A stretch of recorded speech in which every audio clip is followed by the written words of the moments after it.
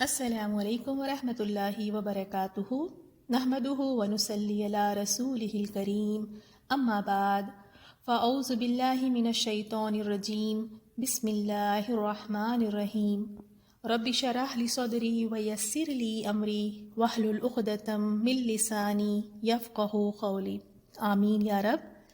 الحمدللہ آج ہم نیا سورہ شروع کر رہے ہیں، سورۃ الطلاق، 28ویں جز کا 8واں سورہ ہے۔ اس جز میں ٹوٹل 9 سورہ ہے، 9 صورتیں ہیں اس میں، اور یہ 8واں سورہ ہے، اور اس کے بعد ایک اور سورہ باقی ہے سورۃ التحریم، اور اس کے بعد 28واں جز مکمل ہو جائے گا۔ اور یہ سورہ بہت ہی زیادہ امپورٹنٹ ہے، تو آپ کی توجہ مانگتا ہے، تو آپ بڑے توجہ کے ساتھ اپنے سبق کو سنیں، قلم رکھیں، کتاب رکھیں، کیونکہ طلاق کے احکامات ہیں۔ پھر اگر آپ صحیح طریقے سے نہیں سنیں گے تو آپ کنفیوز رہیں گے، تو نوٹ ڈاؤن بھی کریں، لکھیں، اور اچھی طرح سے آج کے لیسن کو سنیں آپ۔ سورۃ الطلاق مدنی سورہ ہے، اور اس میں 12 آیات ہیں، چھوٹا سا سورہ ہے، اور اس میں 2 رکوع ہے، اور اسے یہ بھی کہا جاتا ہے کہ یہ نساء صغریٰ ہے، یعنی چھوٹی سورۃ النساء بھی کہا جاتا ہے۔ تو ہم دیکھیں گے پہلے آیت نمبر 1 میں ہم دیکھیں گے کس بات کا ذکر ہے۔ اس میں یہ بات کا ذکر ہے کہ عورت کو عدت کے آغاز میں طلاق دی جائے، اور پھر عدت جب وہ عدت میں ہوگی تو اپنے گھر سے نہ نکلے، اور پھر عدت گزارنے میں کیا مصلحت ہے وہ ہم دیکھیں گے۔ پھر اسی طرح آیت نمبر 2 اور 3 میں ہم دیکھیں گے جو طلاق شدہ عورتیں ہیں ان کے ساتھ احسان کا حکم دیا گیا ہے، اور پھر اللہ تعالیٰ ڈرنے والوں کے لیے، جو لوگ تقوی اختیار کرتے ہیں، ان کے لیے کس طرح اللہ تعالیٰ آسانی پیدا فرما دیتے ہیں اس کا ذکر ہے۔ اور آیت نمبر 4 اور 5 میں ہم ان عورتوں کا ذکر ہے جو حیض سے نا امید ہو گئی ہو، جسے حیض نہیں آتا، پیریڈز نہیں آتے، اور حاملہ عورت ہے، پریگننٹ عورتیں ہیں، تو ان کی عدت پھر کس طرح مقرر کی جائے گی۔ پھر آیت نمبر 6 اور 7 میں ہم دیکھیں گے جو طلاق شدہ عورتیں ہیں ان کو تکلیف نہ دی جائے، اور پریگننٹ ہے یعنی طلاق ہو گئی ہے، حاملہ ہے، پریگننٹ ہے، تو ان کا نان نفقہ، ان کا اکوموڈیشن، ان کی مینٹیننس کس کے ذمے ہے اس کا ذکر ہم دیکھیں گے۔ اور پھر آیت نمبر 8، 9، 10 اور 11، ان 4 آیات میں ہم دیکھیں گے اللہ تعالیٰ کے حکم سے سرکشی کی سزا۔ یہ جو لوگ اللہ تعالیٰ کے احکامات کو نہیں مانتے، سرکشی کرتے ہیں، ان کے لیے کیا سزا ہے، اور رسول اللہ صلی اللہ علیہ وسلم کی صفات کا ذکر ہے۔ اور لاسٹ آیت میں، آیت نمبر 12 میں ہم دیکھیں گے اللہ تعالیٰ کی قدرت کا بیان ہے۔ تو چلیں ہم دیکھیں گے کہ طلاق کی نوبت کب آتی ہے۔ ویسے دیکھیں کہ اللہ تعالیٰ نے ہر انسان کو مختلف بنایا ہے، ہر کسی کا مزاج الگ ہے، عادتیں الگ ہوتی ہیں، ہر کسی کی سوچ مختلف ہوتی ہے۔ روزمرہ کی زندگی میں دیکھیں کہ 2 لوگوں میں، میاں بیوی میں اختلاف ہو سکتا ہے، انڈیفرنس ہو سکتا ہے اوپینین میں یا کسی اور چیز میں، لیکن اگر یہی اختلاف بڑھ کر یعنی ایسی شکل لے لے جہاں نفرت بڑھنے لگے، جہاں پہ پھر یہ ہو کہ عداوت اور دشمنی بڑھنے لگے، اور پھر انتقام تک اگر پہنچ جائے، تو پھر وہاں جا کر طلاق کی نوبت آتی ہے۔ ورنہ چھوٹے موٹے آپ جھگڑے دیکھیں کس گھر میں نہیں ہوتے ہیں، ہوتا ہے، اختلاف ہوتے ہیں، لیکن کیا کرنا چاہیے کہ ایک سمجھدار عورت یہ کرنا چاہیے کہ ان چیزوں کو، جو مسئلے مسائل اٹھ رہے ہیں، اس پر صبر سے کام کریں، تحمل سے کام کریں، اور بڑی سمجھداری کے ساتھ، حکمت کے ساتھ وہ جاننے کی کوشش کریں کہ میرے شوہر میں، میرے ہسبینڈ میں یہ جو بدلاؤ ہے، یہ جو سرکشی یا بے رخی وہ دکھاتے ہیں، اس کے پیچھے کیا ریزن ہو سکتا ہے، کیا سبب ہے۔ ایک سمجھدار بیوی تو جاننے کی کوشش کرتی ہے کہ یہ رویہ اس طرح کا کیوں ہے، اور پھر جب وہ پتہ چل جاتا ہے کہ اس کے پیچھے کیا سبب ہے، وہ اس کے بعد پھر وہ کیا کوشش کرتی ہے کہ وہ سبب یعنی وہ جس وجہ سے نا اتفاقیاں بڑھ رہی ہیں اس کو دور کرے، اس کو دور کرنے کی پوری کوشش کرے۔ اور عورت کو چاہیے کہ اپنے گھر کی سلامتی کی خاطر اپنے اگر کچھ حقوق ہے، اگر ان حقوق میں بھی اگر کچھ کمی کرنی پڑے تو اسے پیچھے نہیں ہٹنا چاہیے، کیونکہ ایک گھر جو ہے نا خوشگوار گھر، ایک گھر ایسا جہاں پہ خوشی ہے، سکون ہے، تو وہ گھر کا ماحول صرف ان دونوں پہ اثر نہیں کرتا، بلکہ آپ دیکھیں کہ سارے معاشرے پہ اس کا اثر ہوتا ہے۔ اگر کہیں پر ایک میاں بیوی میں انبن ہے، لڑائی جھگڑے ہیں، نا اتفاقی ہیں، تو وہ بس ان دونوں کے بیچ تک نہیں رہتی ہے یہ بات، اب پھر وہ بچوں پہ بھی اس کا اثر آتا ہے۔ پھر یہ بچے جب اپنے اسکول جاتے ہیں، اپنے دوست احباب میں رہتے ہیں، تو پھر وہ وہاں پہ دیکھیں، وہ ان کا سٹریس وہاں پہ نکلتا ہے۔ اگر شوہر ہے تو وہ اپنی اس چیز کو گھر کے حد تک نہیں رکھتا ہے، پھر وہ جہاں کام کرتا ہے،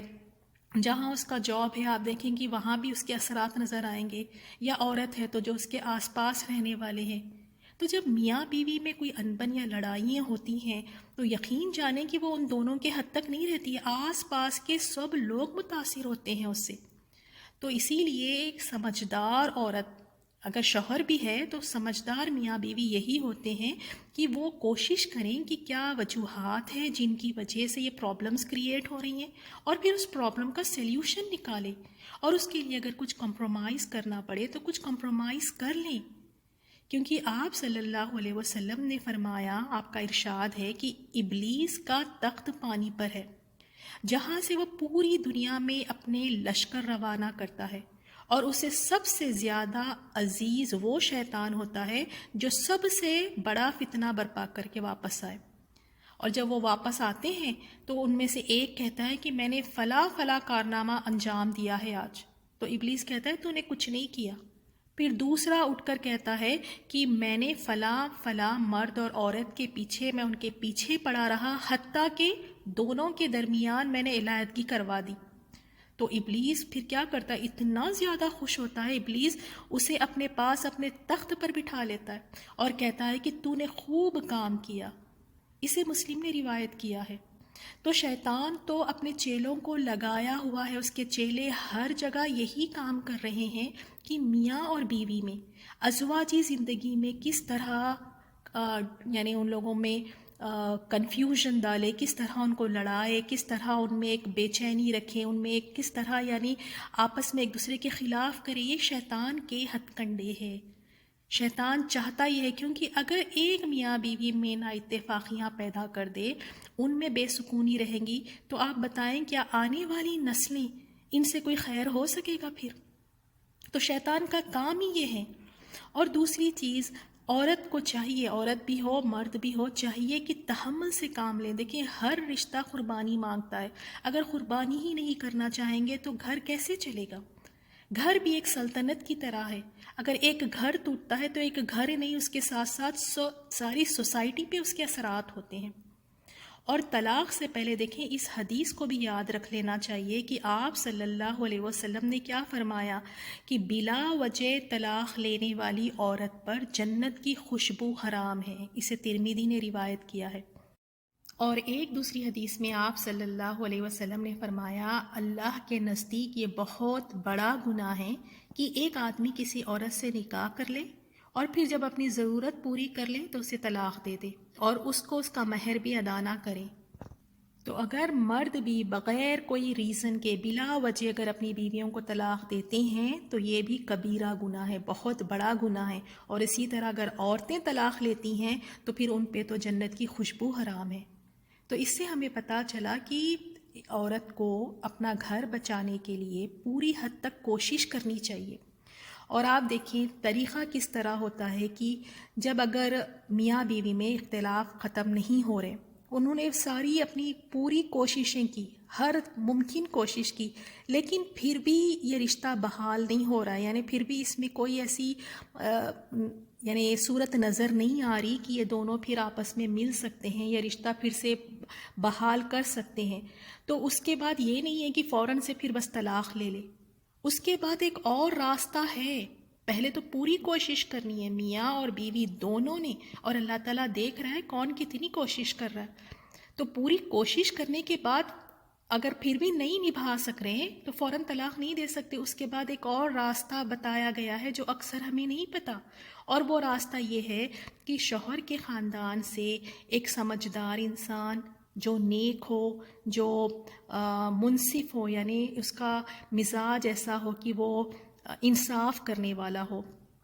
اللہ سے ڈرنے والا نیک انسان ہو، تو ایک وہاں شوہر کے خاندان سے ایک کو چوز کریں، اور اسی طرح بیوی کے خاندان میں سے بھی ایک سمجھدار انسان جو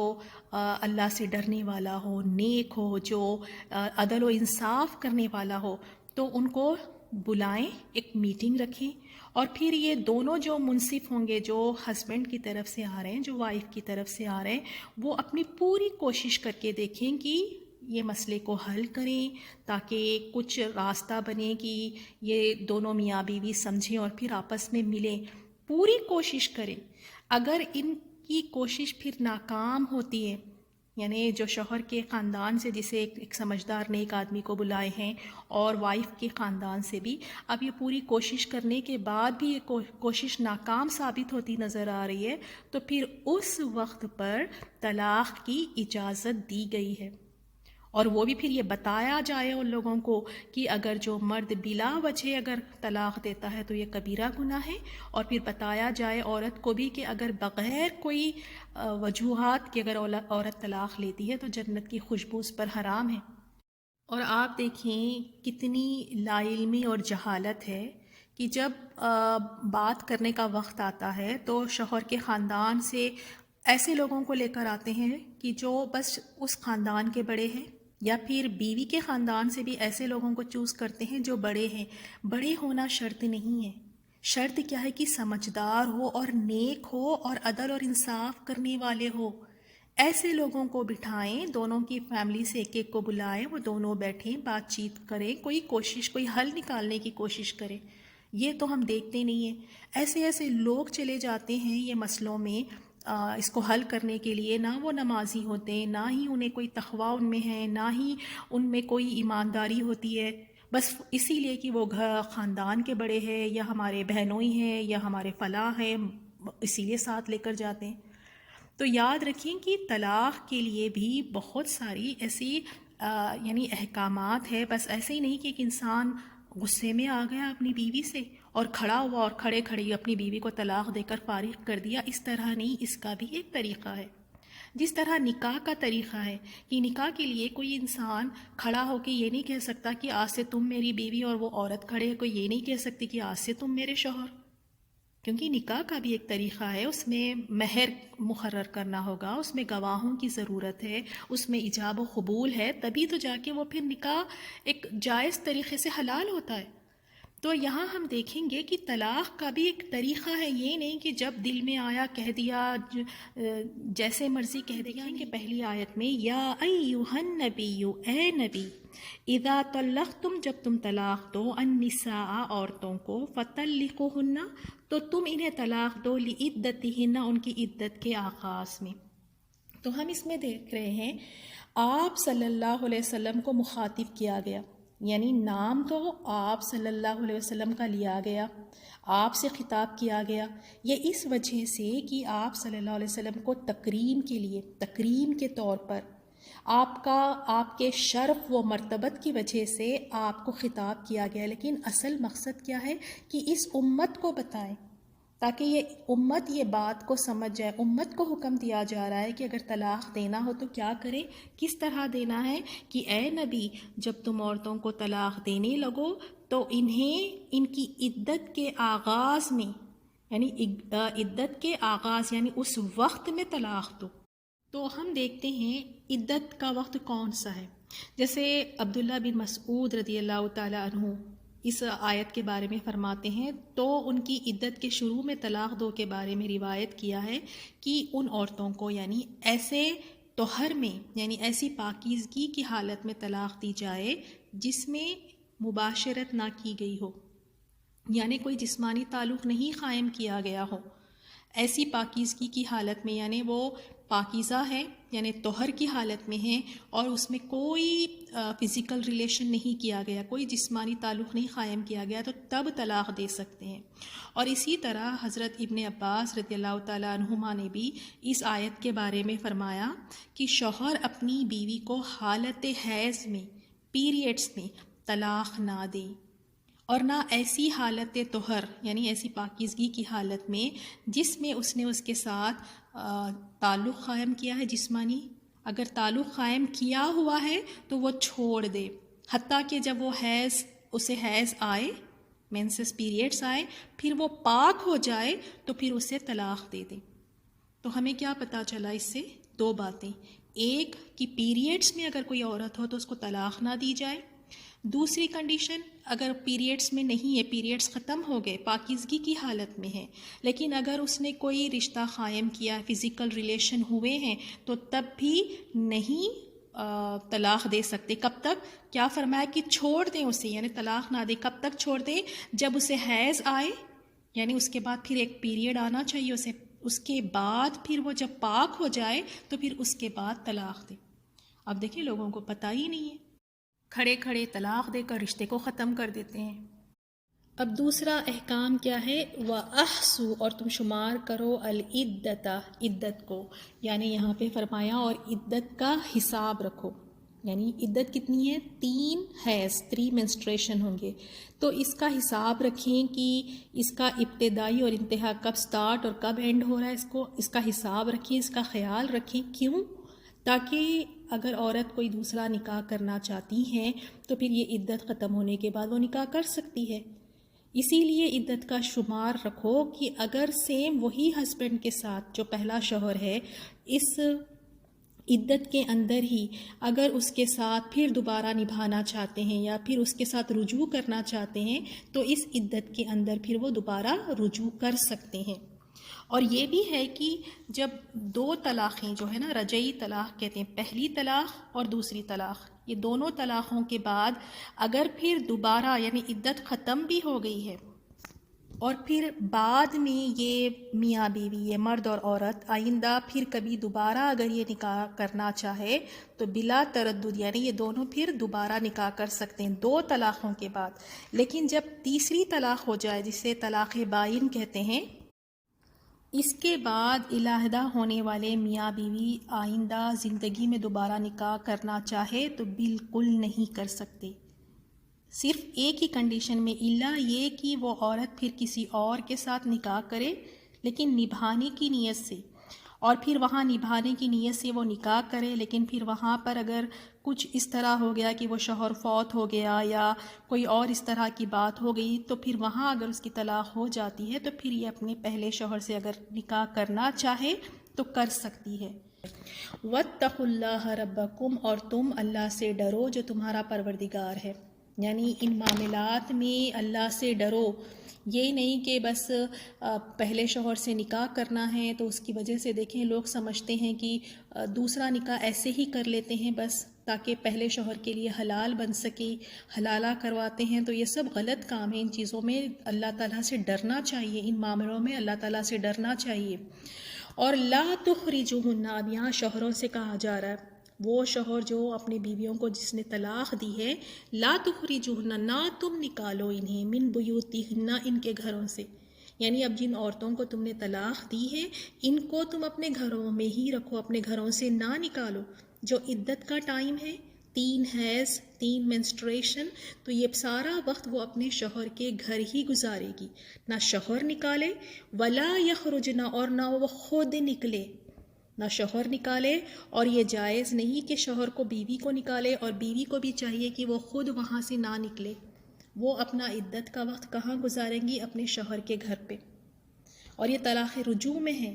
اور آپ دیکھیں کئی لوگ، عورتوں کو پتہ ہی نہیں ہوتا، یہاں شوہر نے پہلی طلاق دی اور یہاں جلدی سے اپنا سوٹ کیس باندھا، بیگ باندھا اور نکلے، اماں کے گھر چلے جاتے ہیں۔ اور اللہ تعالیٰ نے کیا حکم دیا ہے کہ نہ شوہر نکالے، نہ بیوی خود جائے، نہ خود بیوی وہاں سے نکلے۔ یہ پہلی طلاق اور دوسری طلاق میں جو عدت کا ٹائم ہے وہ شوہر کے گھر گزارنا ہے۔ کیا حکمت ہے ہم انشاءاللہ آگے دیکھیں گے اس آیت کے اینڈ میں۔ لیکن ایک کنڈیشن میں شوہر اپنی بیوی کو عدت کے دوران گھر سے نکال سکتا ہے، ایک ہی کنڈیشن، اور وہ کنڈیشن کیا ہے؟ وہ یہ ہے کہ الا، مگر، این یہ کہ یاتینا، وہ کرے، بفاحشۃ، کوئی بے حیائی، مبینہ، ظاہر، مگر یہ کہ وہ کوئی بے حیائی کا کام کرے، یعنی بے حیائی سے مراد زنا ہے، یا کوئی اس طرح کی یعنی بد زبانی کرتی ہے عورت، یا پھر بد اخلاق ہے، گھر والوں کے ساتھ بد کلامی کرتی ہے، ایذا پہنچاتی ہے، یا پھر زنا کرتی ہے، بدکاری کرتی ہے، تو اس کنڈیشن میں عدت کے دوران اسے گھر سے نکالا جا سکتا ہے، سوائے اس کے اسے گھر سے نہیں نکالا جائے گا۔ وہ پوری اپنی عدت اپنے شوہر کے گھر گزاریں گی اور اپنا بناؤ سنگار بھی کریں گی جس طرح وہ کرتی ہے، کیونکہ بیوہ کی عدت میں کیا ہے کہ وہ بناؤ سنگار نہیں کریں گی، لیکن یہ طلاق شدہ کی عدت ہے تو یہ اپنے جس طرح اپنے شوہر کے لیے پہلے بناؤ سنگار کرتی تھی وہ اس طرح بناؤ سنگار بھی کریں گی، باہر بھی جائیں گی۔ تو بیوہ کی عدت اور ایک طلاق شدہ کی عدت ڈیفرنٹ ہے۔ لیکن اگر تیسری طلاق ہو گئی ہو جسے طلاق بائن کہتے ہیں، تو اس وقت پہ شوہر کے ذمے نہیں ہے، شوہر کے ذمے نہ تو اس کی رہائش ہے، نہ ہی اس کا نان نفقہ ہے، کوئی مینٹیننس اور اکوموڈیشن نہیں ہے، ایون وہ عدت کا وقت بھی اپنے شوہر کے گھر نہیں گزاریں گی۔ تیسری طلاق پہ طلاق بائن میں وہ اپنے شوہر کے گھر چھوڑ دیں گی، وہاں سے چلی جائیں گی، اور نہ شوہر نان نفقہ دے گا، نہ ہی کوئی اس کے اوپر کوئی اس چیز کی ذمہ داری ہے۔ ہاں لیکن اگر وہ پریگننٹ ہے تو تب ان دیٹ کیس پھر یہ ہے کہ پھر وہ حاملہ عورت کے لیے بھی نفقہ اور رہائش کی صلاحت ہے۔ وَتِلْكَ حُدُودُ اللَّهِ، اور یہ اللہ تعالیٰ کی حدیں ہیں، یعنی کوئی معمولی بات نہیں ہے، یہ اللہ تعالیٰ نے یہ حدود بنائی ہیں، یہ لیمیٹیشنز اللہ تعالیٰ کے ہیں۔ وَمَن يَتَعَدَّ، اور جو کوئی تجاوز کرے، یعنی جو یہ حدود اللہ تعالیٰ نے بنائے ہیں، لیمیٹیشنز جو ہے، یہ جو احکامات ہے، اگر اس کو کوئی تجاوز کرتا ہے، اس کو کراس کر لیتا ہے، اس پہ عمل نہیں کرتا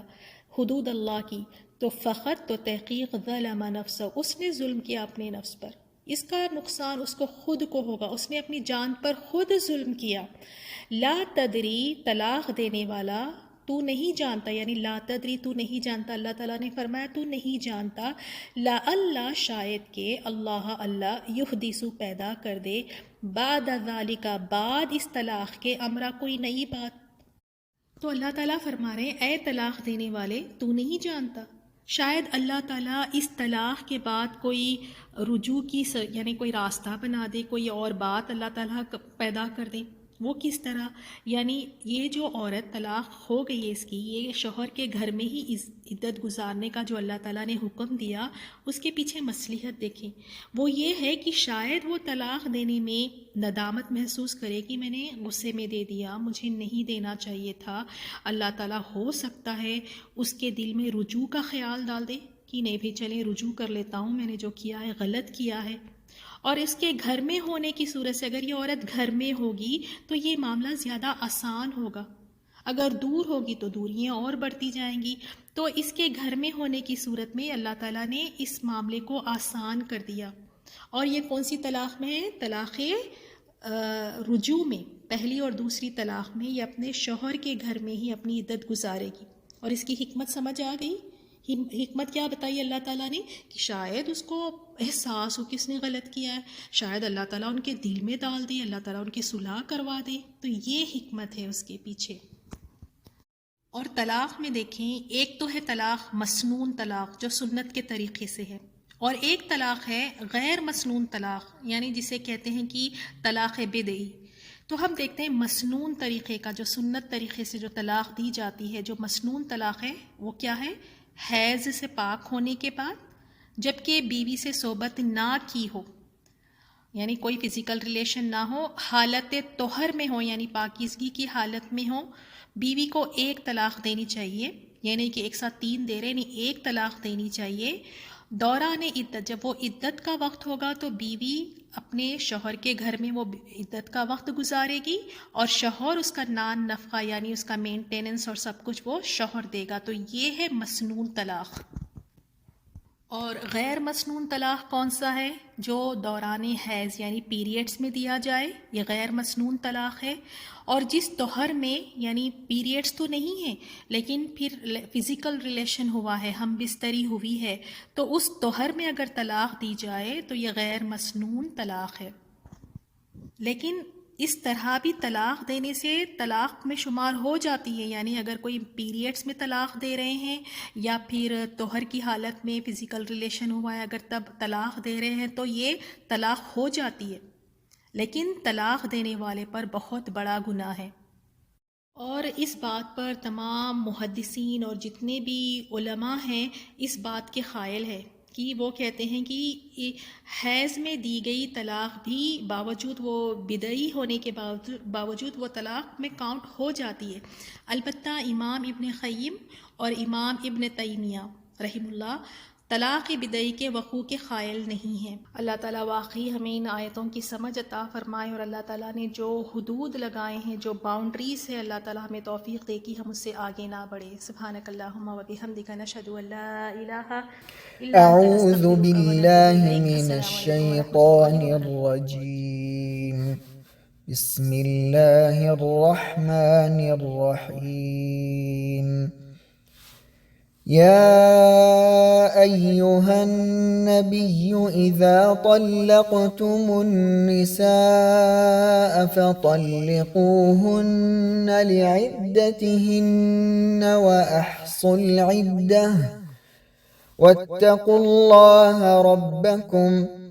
لا تخرجوهن من بيوتهن ولا يخرجن إلا أن يأتين بفاحشة مبينة وتلك حدود الله ومن